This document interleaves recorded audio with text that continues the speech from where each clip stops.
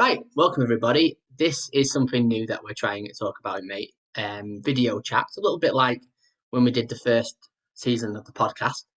Um, and yeah, it's we're going to call this series "Let's Talk" because that's what we're all about, and everybody's got a story, and we're going to try and speak to people who are in our community. They may have been to our groups and connected with us, or they might be involved in other organisations or have experiences. And I think that this is another way of expanding our peer support offer. So, everyone's experiences are valid and we often learn from other people who have experienced similar things or even different things that we can learn from. So I think this is really, really exciting and I'm very, very happy to be joined by an old friend, now a current friend, Michiel. Hello. Hi, I guess I'll unmute myself. That's a good start. How did I Hi. do with your name the first time? You Michiel. did quite well. You didn't butcher it this time. So good. Hi, everyone. The idea today is we talked about this before, Mike and I, that we'll talk about PTSD, so post-traumatic stress disorder, which was diagnosed in my case 3 years ago. So I've gone through quite a bit of a path.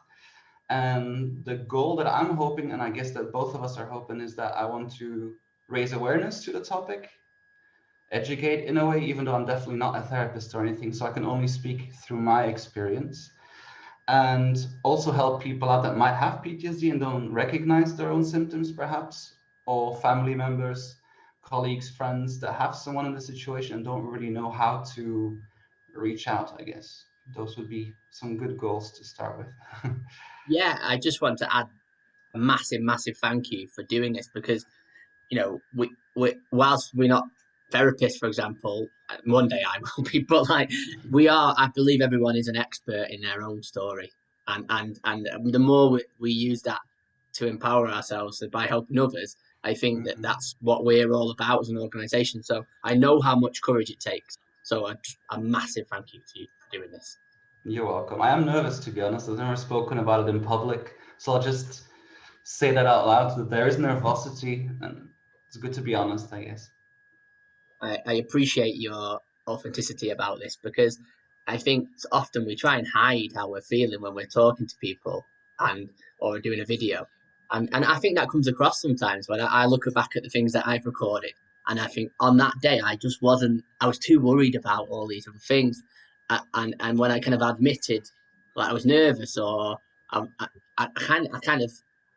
like settled a little bit then I think. Hmm. Yeah. Yeah, exactly. Okay, then. Well, let's get started. Then. I say there's a lot that I don't know about this topic.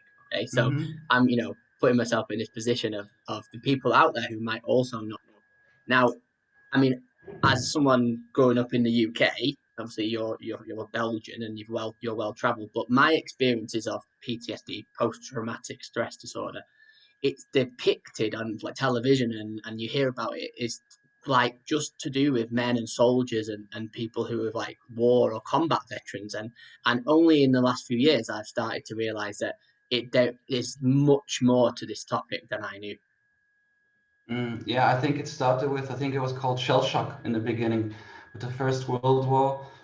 Yeah, not a historian here, but that was the first time that people understood that something happened physiologically to people that had gone through trauma. And I think it was only in the 80s or something that people understood that, or starting to understand in America, first of all, that it was also linked with abuse or any kind of natural disasters, like people that were stuck in a fire, for example, any kind of situation that you couldn't get out of, in which your body goes into freeze mode, so not fight or flight, but freeze. Yeah, could link to PTSD. But a lot of people that go through trauma don't develop PTSD or PTS necessarily. They would go through trauma and they would go through some kind of stress afterwards, but it's only if it, yeah, lingers for years or for months that it becomes that disorder. Yeah, there's just so much to it and almost like you hear it and you just accept it, that's what it is. But Mm-hmm. then when you start to hear personal stories and it really opens up the topic and what I want to ask really is like with anybody I ever talk to is like, well, how did you notice, what things did you notice about yourself that might have indicated that this was going on? It was kind of a gradual process. I think it took about 3, 4 months before I actually got the diagnosis. For me, it was I had a first trigger when I was on holiday. I was, I think I was really overworked the months before, and I was kind of overstimulated with a lot of things. And at a certain moment, I took a photo, and the moment I took a photo, I started spinning, and I fell on the floor, and I kind of lost control. I didn't feel anything coming up before. I wasn't anxious or anything, but just that moment that I took a photo, the entire kind of world started spinning, and I fell down. And from that moment, I started having balance problems. So I would fall down, or I wouldn't really have a sense of gravity. Started getting panic attacks, like full-fledged ones, like I'm sure a lot of people in the community know. Um, and ended up in hospital once because of it, because I just really thought at that time I was having a heart attack, that kind of panic attack. And the early symptoms, other than that, were dissociation, definitely. The feeling that I was not in my body. For a good 3, 4 months, I was just never in my body. I would say that I was left or right or at the back of myself, but I never felt my own gravity, which is why I kept falling as well. And I had a lot of pain, so very tight muscles, I guess, because of the anxiety and the cortisol levels. And numbness, there was a lot of tingling in my hands and in my legs. And a lot of the times when fear started coming up, the left side of my face became completely numb, or my right arm became completely numb, no sensations whatsoever. Um, yes, those were the beginning symptoms, let's say. So it sounds like you noticed a lot of things happening to yourself. Mm-hmm. That must have been so, so difficult to Yeah. deal with. I wonder, like, then what happened then? Like, what was the next step in getting stage of support? Maybe. I think after some months of not having the balance, I was like, okay, I need to do something. So I went to the GP, and then she said, oh, it's probably some inner ear crystal problems. Some people with balance problems have some problem with inner ear things. So I went to the physiotherapist for like 12 sessions in the hospital, who was supposed to help me with the balance, but it really didn't help, and he didn't get it either. And I felt more and more stress and fear because I didn't understand the reactions of my body. I never had them in my life. And just the fact that I lost control over my body then enhanced the fear even more. I was starting to get like, a vicious cycle. And then I went to the first psychotherapists, and then through testing and things like that, um, ended up understanding it was PTSD. That was kind of the first step, going to the GP, going to hospital, going and see psychotherapists, seeking help, which is, a lot of people know, not the easiest thing, because I had to get over my pride and like, I can handle this myself. So yeah, seeking help, I guess, was the first step. It seems like you had so many like physical, symptoms that Mm-hmm. that often when I have physical symptoms of something, in society, we all kind of are quick to seek help when we have a physical symptom. Well, and but it like the connection between like a mental health issue and a physical health issue, and it seemed that kind of all rolled in together for you. So Yeah, how long did it take to kind of from identifying it to then going through this process? I suppose from identifying PTSD or from the first symptoms? from the first symptoms, I suppose, to like where through to where you got to on that. It took a good 3, 4 months, which is actually a very long time if you can't. I was really stuck. I couldn't go to a supermarket. I'm in bed all day. And so there was a very long period in life. It felt like years because I stopped seeing people, and I had to cancel on people all the time. And I didn't really explain to them because I didn't know how to explain it. I just sounded dramatic, I thought, if I would say, oh, I keep falling. Or so it took a good while. And like the first step, like I said, physiotherapist was a physical thing. So even at that point, I was thinking, oh, there's something wrong with me on a physical level, but not mental level. Only took going to a therapist in the beginning where I realized, ooh, there's some mental stuff happening here, stuff that I have not resolved. So yeah, from years and years ago.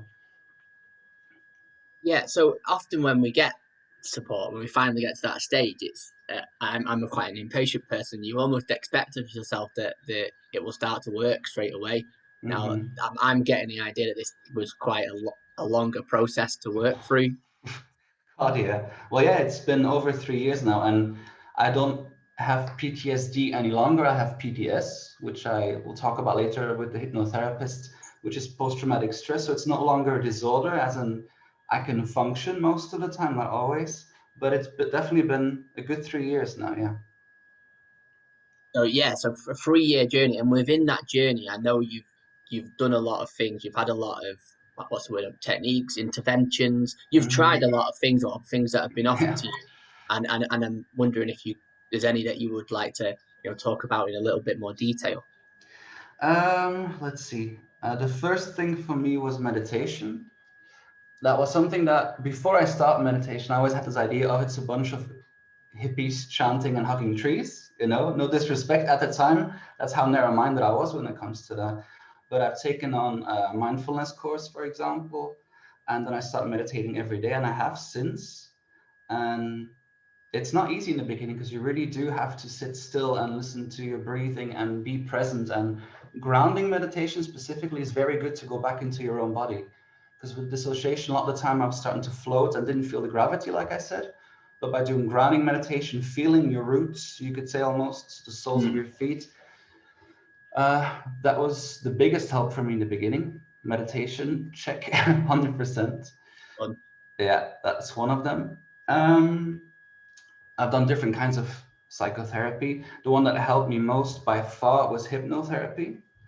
Again, that's something I think a lot of people have stigmas about by seeing things on TV, like you expect to start barking like a dog or something, or it was nothing like that. And actually, psychotherapy took me like a year and a half, whereas with hypnotherapy, in 3 or 4 sessions, so in a month time, you can do a lot of work that would take years with other types of therapy. So it goes a lot faster, it's a lot deeper. You do get really tired afterwards because Mm. your brain is rewiring things. But yeah, hypnotherapy was a big help. That lady is a Wonder Woman who helped me. Yeah, I mean, personally, it's something I'm quite interested in. Like, obviously, I'm going down a different route in person centered therapy, but Hmm. my perception of hypnotherapy, it was just like people who were overweight who didn't want to like stop keep eating certain things. Like that was, I'm happy to say and I'm always happy to learn a little bit more about Hmm. hypnotherapy. Like how, without going into obviously any traumatic details, Hmm. how do they like, or how do the sessions work?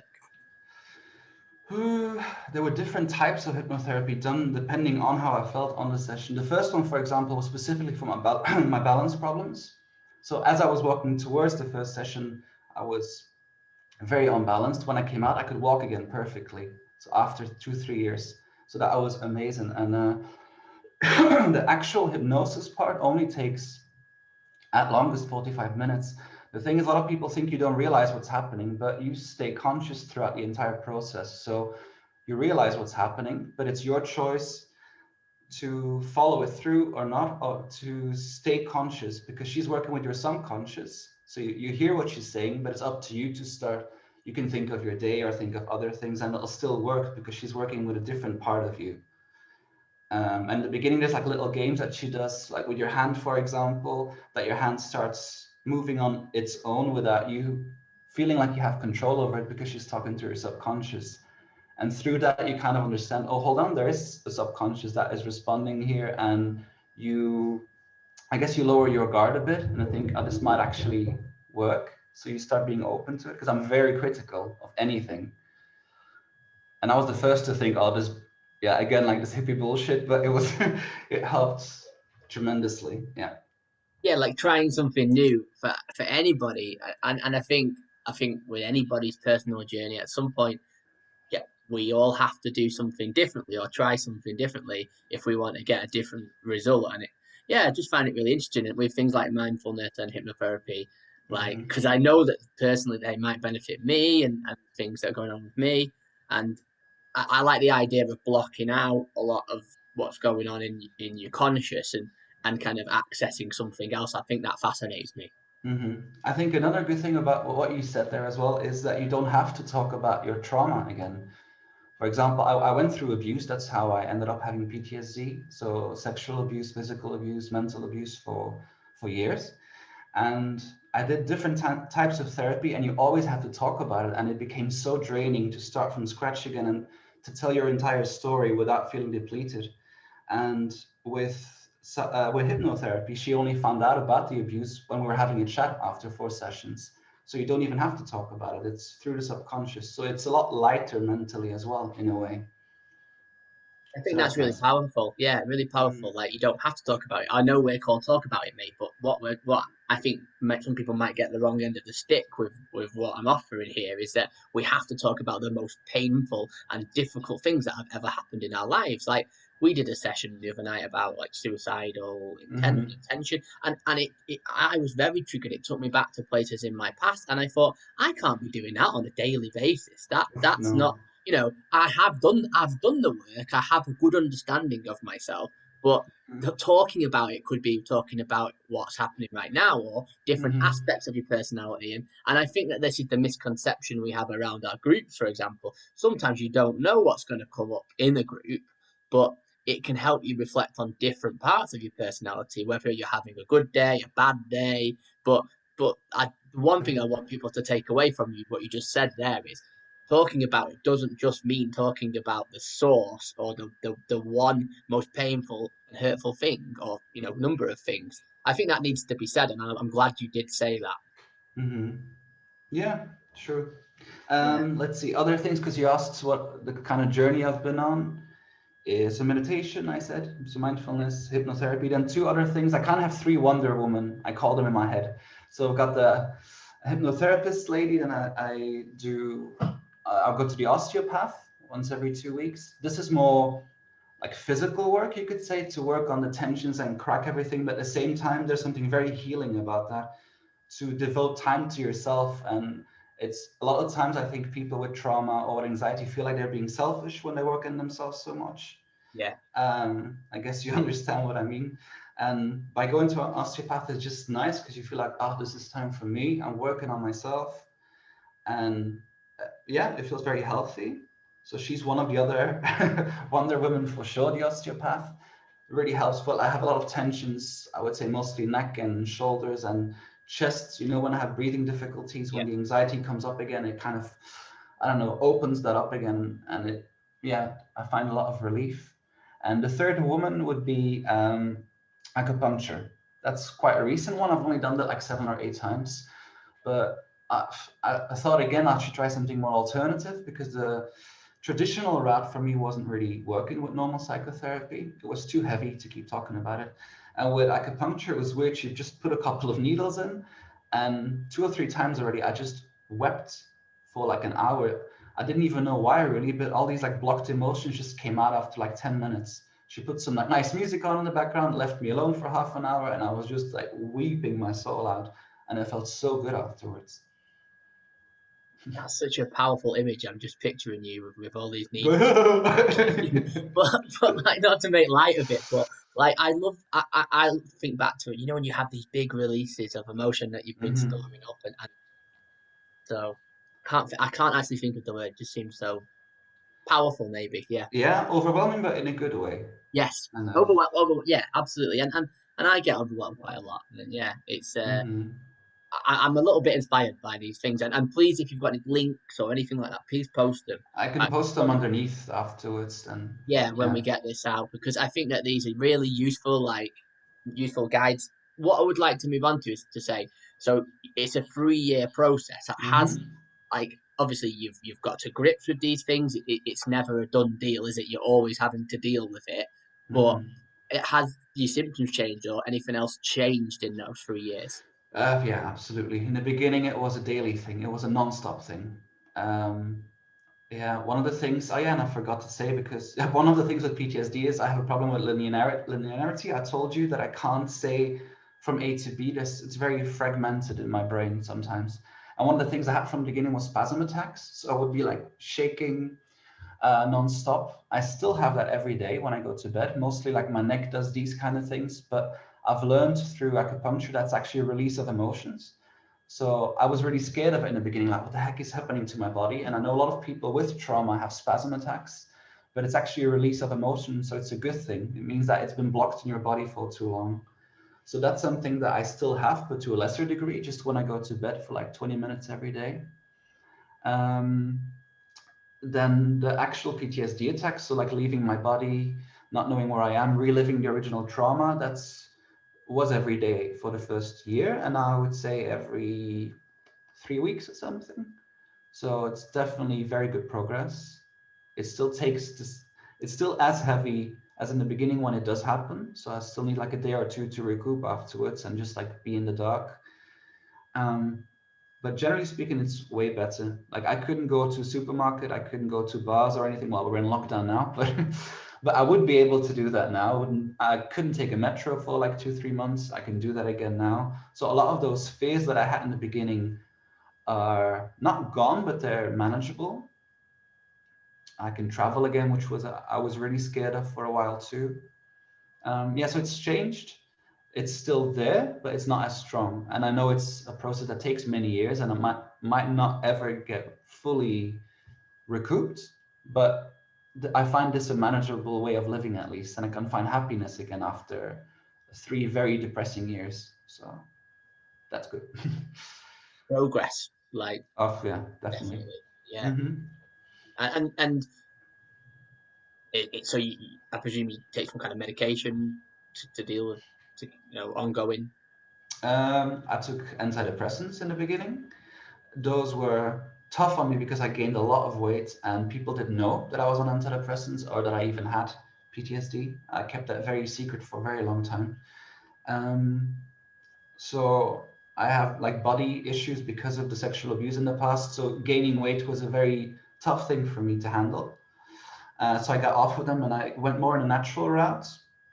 And I went to things like saffron, for example, more like herbal remedies that actually helped a lot better because with the antidepressants, they're necessary at a certain point in your life, but they numb you out as well. People Yeah, always think that you just get happy. No, you just don't feel yeah. really. They dull your sparkle. That's what happened with me. Yeah, absolutely. You don't have a sparkle in your eyes anymore. You can get through your day, but nothing excites you. Nothing makes you sad, okay, but nothing makes you happy. So like I at least want to feel my emotions again because I think with antidepressants it helps you at the time, but it doesn't help the root problem. You, Absolutely, yeah. And it seems like so you've done the work to yeah. kind of doing the work and have done work to address this root problem and ongoing, which is I'm very proud of what of Mm. you. Thank you. I think what do I take now? Anti-epileptics I take now, very Cool. mild form for the. I've had migraine attacks and like auras and vision loss, and that stabilizes that. And other than that, I'm on a lot of natural things like vitamins and zinc and all those things, but nothing heavy or chemical anymore, which was a very conscious step that I took and route that I took and a good one. Yeah, and I believe in each person's kind of choice on that, like in Mm-hmm. that stance, because the different parts of the journey it works. And my medication journey started with antidepressants, and now it's completely different. Like Ritalin, you could say what I take, but yeah, Mm-hmm. I imagine, and with a lot of these things we all kind of go through, they're invisible, aren't they? And that had it's very hard to explain to people at times who don't understand it what we are going through and what we're dealing with, and I think PTSD is a classic example of that because you've got to balance that in your work, your life, your relationship, and I imagine you're supported by people around you. I am absolutely. I couldn't do without that. Like I was single for the first year and a half through it, and I'm very lucky to have a very supportive boyfriend who's also big on meditation. He's currently studying to become a mindfulness teacher himself, so Wow. that really helps. He's kind of saved me in many ways. My family, once they understood what it was, once they actually saw a PTSD attack, I think they really understood what it is because before, like you said, they couldn't really grasp it. I've had good support. But like at work, for example, like I'm a teacher, so I didn't tell my students, obviously I couldn't tell them, hey, I've been abused, or that's not it's not professional. And you don't expect kids to understand that, or young adults, maybe a bit. But so at work, I didn't have that much support, but that was my own choice to not say it to many people. Like, I was too proud, I think, to say it. And I never had an attack at work until recently. I could always keep my shit together, and then I got home and then I would have my attack every day. So you kind of go on autopilot to still function at work, and then the rest of your day you're just everyday complete. Yeah, I put guess it you know what I in a mean. box. Yeah, put it in a Yeah. box and yeah, deal with it later. I used to do this thing called in CBT, cognitive behavioral therapy. It was Hmm. like if you're worried, like write down the worry, put the worry on a list, and then bring the worry to worry time at home at Did six that o'clock. help for you? Not really, but there were things I took from CBT. But I suppose it helped me to like, and this was at a time when I was on antidepressants. Go to work, I wasn't feeling high or low, like I was just doing my job, and Yeah. so I was functioning, but I wasn't thriving. But at that stage, it was probably what I needed, and I was able to move on from that. And it turns out I'm not going to be a teacher anymore, which isn't a problem for me. But what was I going to say? I was going to say, how any tips, around how to function or cope, or for people who are dealing with anything really, but from your own experiences, any little tips or From PTSD or anyone with anxiety, you mean? well, yeah, possibly with anxiety, because I think that's a good crossover in that, like, Hmm. there are people, for example, who have panic attacks. Yeah. That's quite a common thing that a lot of people don't admit to, and the more Hmm. people that are opening up about this, and the more tips that are out there, Yeah. it might be better coming from you than them reading it in an official document. Yeah. Again, I'm not a therapist, obviously, Yeah, but one thing that helps for grounding, like to be in the moment and not focus on the stressors of your body, is, and I discovered it through my boyfriend, is holding ice cubes, because it shocks your body and it shocks kind of the nerves in your system, and it makes you focus on that rather than the panic, for example, or rather than leaving your body, and it kind of centers your focus again. yeah, So that really helped. Ice cubes, as strange as it may sound, it's a very easy tip, and it really, personally, it really works. Another thing I've read is, I haven't done this myself, but other people that I know with PTSD have done this, is eating part of a lemon, again, because it's a shock to your system. So anything that kind of shocks your system in a way that's not too intrusive, to ground yourself, is a very good way. Um, when you're in the middle of a panic attack, there's specific panic attack meditations. You can just YouTube panic attack meditation, and you'll get out of it in 5 or 10 minutes. So that really helps for me. I don't have panic attacks very often anymore, like once a month, but it really helps. Meditation's, I think, a lot more powerful than people give it credit. yeah. And it's saved me, honestly. It sounds dramatic, but it really saved me in my function in day-to-day life. So grounding meditation and ice cubes. Those are my tips. And lemons. And lemons, That no, exactly. that's it. When I mean, life gives you lemons. exactly. No, I think and I think this is exactly the kind of what we're touching on with. I think this is very empowering.